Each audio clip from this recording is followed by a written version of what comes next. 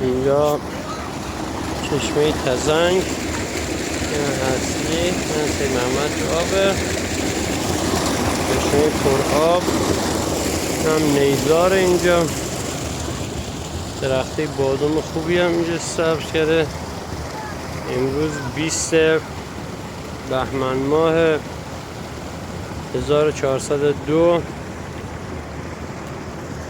کوه سروسون از دورای مومن آباد که رد میشه.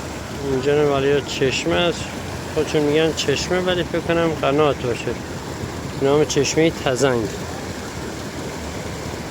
اینجا بله آب، اینجا آب بسیار خوبی، شیرین، عالی.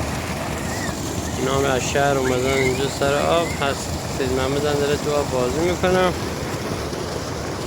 بسیار عالی. خدا شکر انشالله بارون بیاد که همیشه چشمه ها پر آب باشه.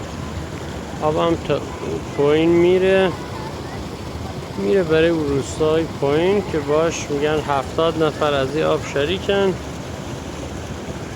بله حالا باش باغبانی میکنن یا آب زمین کشاورزی کشت میکنن اینا دیگه نمیدونم. اینجوریه انشالله که همیشه هر که از خوش باشه. یا خودم همه که خوش باشه. خدا نگهدار.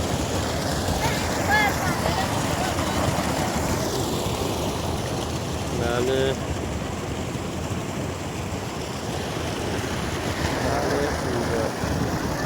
امروز مردم هم اومدن یه مشت پتوی شستن انداختن اونجا. نیزار خیلی قشنگ خوبی هم داره. موفق و شاد و پیروز باشید. چشمه تزنگ سروستان 20 بهمن 1402.